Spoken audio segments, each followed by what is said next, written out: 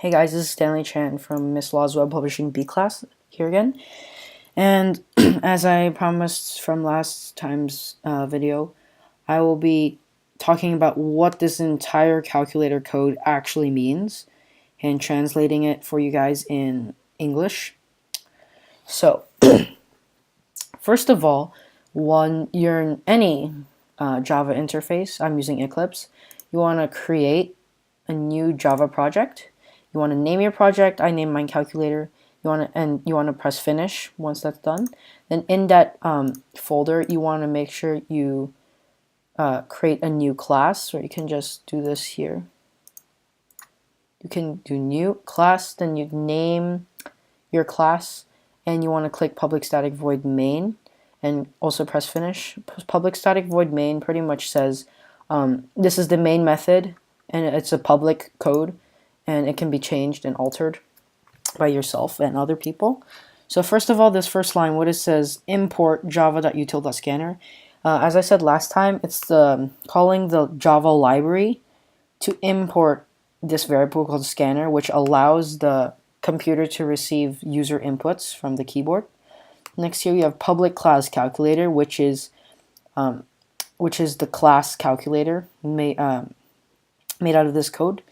Then here we've got the main method where we want it to, well, yeah, this is the start of the code pretty much.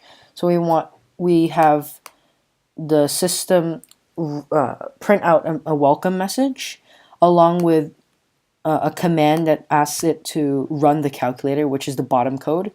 Then running in the calculator, you have another set of public static void. However, this time this is not the main method because we've already declared one main method already. So here we're just going to name it public static void, and this time the class will be run calculator because you want the system to know how it's going to run the calculator and what code it is going to use to allow it to run the calculator. Then here we have scanner calculator, and scanner is a variable, so I called the variable calculator, and the calculator, the scanner, pretty much what it wants for the entire code itself is anything that the user types in. So anything the user types into the computer. Now I've assigned also variables, and you can assign multiple variables to one original instant variable. And in this case I use double, which is an extremely large number, so any person who wants to fiddle around with the calculator and put like massive numbers, it will still work. And I've called the variables fnum, which stands for first number, snum for second number, the sum, the difference, the product, and the quotient, and ending it with a semicolon. Always remember to end your code lines with semicolons. Then here I have the system print out enter your first number please, and a semicolon.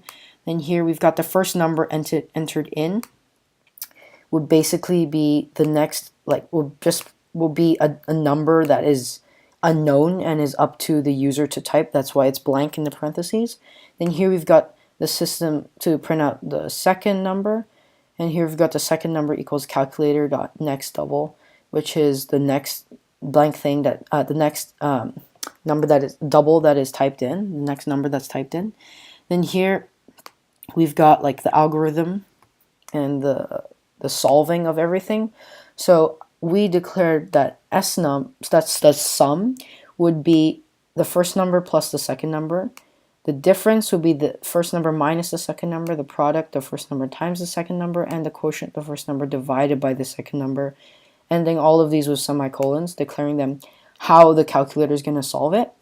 Then here, system.out.println is basically asking the system to print out all the answers.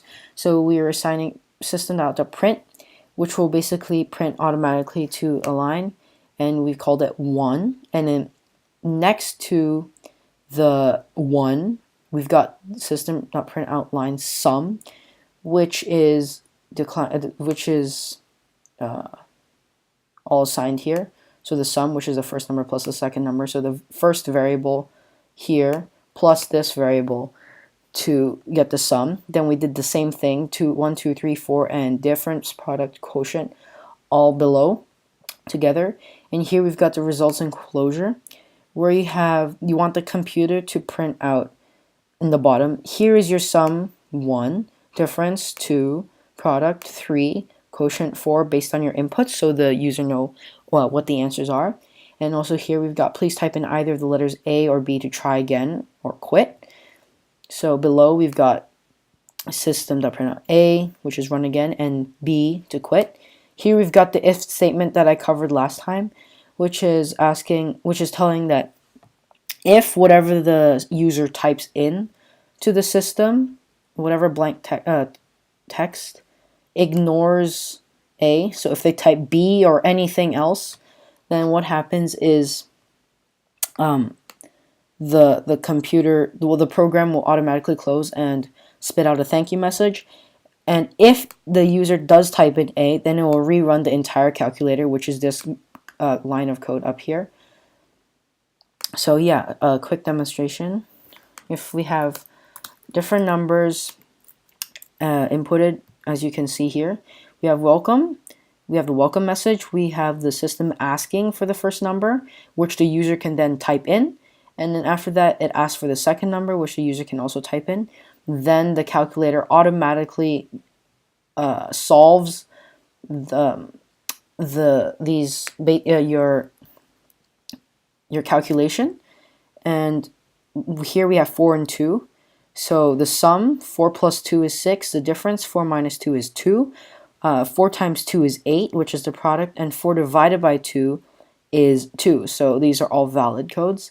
And here we've got please type in either of the letters A or B to try again or quit. And here we've got A and B, which is also asking for direct input from the user. So if I type in A, then I can retry again. So let's say we've got 6, we've got 3, then 9 as the sum, difference is 3, product is 18, quotient is 2, which is all correct. And please type in either of the letters B, A or B to try again or quit. So if I type in B, it will quit. And if I type in anything else, it will also quit because it ignores the case A that runs the calculator again. So this is just how my calculator works for my SML project. And there's the raw, you can like copy and paste the code in on my webpage. So yeah, hope you guys enjoyed.